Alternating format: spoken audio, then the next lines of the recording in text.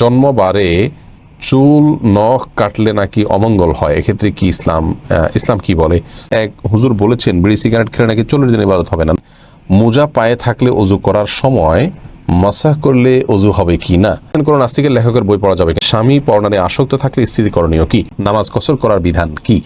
আর বিলম্ব না করে শুরু করি আপনাদের প্রশ্ন উত্তর দেওয়ার পালায়। আজহারুল ইসলাম জানতেছেন, এক হুজুর বলেছেন বিড়ি সিগারেট খেলে নাকি 40 দিন ইবাদত হবে না। না, এটা সঠিক নয়। এটা মাদক সেবনের ক্ষেত্রে বলা হয়েছে। বিড়ি সিগারেটকে ওইভাবে মাদক সরাসরি বলা যাবে না। আলামিন আহমেদ সিয়াম আপনি জানতে চেয়েছেন, জন্মবারে চুল নখ কাটলে নাকি অমঙ্গল হয়, এক্ষেত্রে কি ইসলাম কি বলে? না, এরকম কোনো কথা নেই যে যেদিন জন্ম হয়েছে আমাদের ওই দিনে আমাদের চুল নখ কাটলে অমঙ্গল হয়। এগুলো কুসংস্কার এবং শিরপূর্ণ বিশ্বাস, ইমানের জন্য ক্ষতিকর। সরেন আবেদিন আপনি জানতে চেয়েছেন, মোজা পায়ে থাকলে অজু করার সময় মাসাহ করলে অজু হবে কি না? আরব কান্ট্রিতে এমন দেখা যায়, এর বিধান কি?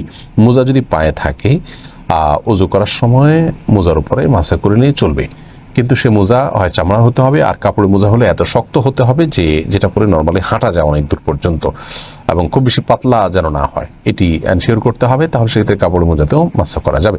আরব কান্ট্রিতে যেটি হয় সঠিক আছে, আপনি যেটি দেখেছেন, অজু করার পর, পূর্ণাঙ্গ অজু করার পর যেখানে হাত পাও ধোয়া হয়েছে, সেই অজুর পর অজু অবস্থায় যদি মোজা পরা হয়, তাহলে বাসা বাড়িতে থাকা অবস্থায় 24 ঘন্টার মধ্যে যতবার অজু হবে মোজা না খুলেই, পাও না ধুয়ে মোজার উপরে শুধুমাত্র ভিজা হাত মোজার উপরে অংশ দিয়ে মাসাহ করলেও চলবে। বিশেষ করে অ্যাজমার রোগী যারা আছেন তারা এটাকে অ্যাপ্লাই করতে পারেন।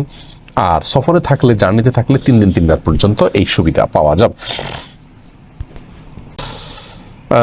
মাজহারুল ইসলাম শরীফ জানতেছেন, কোন নাস্তিকের লেখকের বই পড়া যাবে কিনা? উত্তর হলো, নাস্তিকের লেখা বই, আপনি বিশেষ করে নাস্তিকতাবাদ এর কথা বলা আছে এরকম যদি হয়, তাহলে সেই বই আপনার পড়তে হলে তার যে ধোঁয়াশাগুলো আছে, বিভ্রান্তিগুলো আছে, সেগুলোর খণ্ডনমূলক ধারণা আপনার থাকতে হবে, তাহলে সে বইগুলো আপনি পড়তে পারেন। আর যদি সেরকম ধারণা আপনার পর্যাপ্ত না থাকে, তাহলে তার বই বা এরকম লোকের বই পড়া উচিত নয়, কারণ এগুলোর মাধ্যমে আমরা বিভ্রান্তিতে নিপতিত হওয়ার সমূহ আশঙ্কা রয়েছে।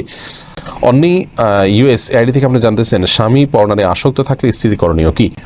স্বামী যদি পরনারে আসক্ত হন, আল্লাহ মাফ করুন, এই রোগটি এখন ভয়াবহ আকার ধারণ করেছে, তাহলে স্ত্রীর প্রথম করণীয় হলো স্বামীকে পরনারী আসক্তি থেকে বাঁচানোর জন্য তার ভিতরে তাকওয়া জাগ্রত করা, আল্লাহর ভয় জাগ্রত করা, কাউন্সেলিং করা, তাকে বোঝানো, চোখের পানি দিয়ে, আন্তরিকতা দিয়ে, ভালোবাসা দিয়ে তাকে বোঝানো উচিত। নিজে না পারলে অন্য যাদেরকে দিয়ে বোঝালে আল্লাহর ভয় তার ভিতরে জাগ্রত করা যাবে, তাকওয়া জাগ্রত করা যাবে, সেই চেষ্টা তার অব্যাহত রাখা উচিত, দাওয়াতি কাজ চালানো উচিত।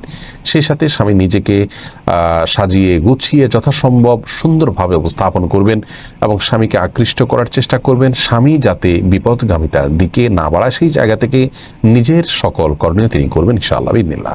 সেই সাথে তৃতীয়ত, আল্লাহর কাছে খুব বেশি বেশি দোয়া করবেন, ইস্তেগফার করবেন এবং তার হেদায়েতের জন্য দোয়া চাইবেন এবং তার গুনাহ মাফের জন্য দোয়া চাইবেন। এই কাজগুলো তার করা উচিত।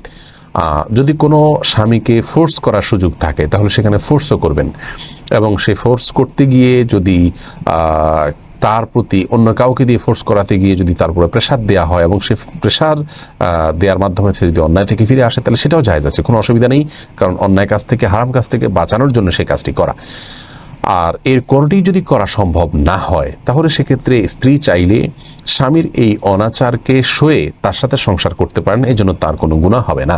তিনি তার দায়িত্ব পালন করেছেন, তাকে সতর্ক করেছেন, এরপরও তিনি যদি অপকর্ম করেন, তাহলে স্ত্রীর এখানে কোনো দায় থাকবে না, তিনি আল্লাহর কাছে সম্পূর্ণ দায়মুক্ত থাকবেন এবং তিনি এই ব্যক্তির সংসার করতে পারেন, কোনো গুনাহ হবে না, তার গুনাহ তাকে পাবে। ইসলাম শরীয়ত অনুযায়ী কারোর গুনাহ অন্য কারোর উপরে আল্লাহ তাআলা চাপিয়ে দেন না। ও আল্লাহ তাযিরু ওয়াজিরাতুন বিজরা উখরা বলেছেন, আল্লাহ তাআলা বলেছেন যে কারোর বোঝা অন্যের উপরে চাপিয়ে দেওয়া হয় না বা অন্য কেউ বহন করবে না, বিধায় তার পাপের বোঝা সে বহন করবে। আর যদি এই ধরনের পাপ থেকে আপনার তাকে বিরত না রাখা, তার এই ধরনের পাপে সে লিপ্ত থাকার কারণে স্ত্রী তার সাথে সংসার করতে ইতস্তত বোধ করেন, তার কাছে অস্বস্তি লাগে, তার কাছে খারাপ লাগে, তাহলে সেক্ষেত্রে আপনার এরকম স্বামীর ঘর তিনি করলেন না, তার থেকে তালাক চাইলেন, সে অধিকারও তার আছে, তিনি চাইলে তার থেকে বিচ্ছেদ চেয়ে নিতে পারেন, আর চাইলে তিনি থাকতেও পারেন। সাইফ ইসলাম আপনি জানতে চেয়েছেন, নামাজ কসর করার বিধান কি? নামাজ কসর করার বিধান বলতে আপনি কি জানতে চাইছেন? এটা তো ব্যাপক একটি বিষয়। সফরে গেলে জোহর, আসর এবং এশা এই ফরজ নামাজগুলো 2 রাকাত করে পড়বেন। আর সফর থাকা অবস্থায় সুন্নত নামাজগুলো পড়া যাবে কিনা, এর মানে স্কলারদের মত হলো যে না, সুন্নত নামাজগুলো আরও সফর অবস্থায় পড়ার কোনো প্রয়োজন নেই, কোনো ইম্পর্টেন্সই নেই।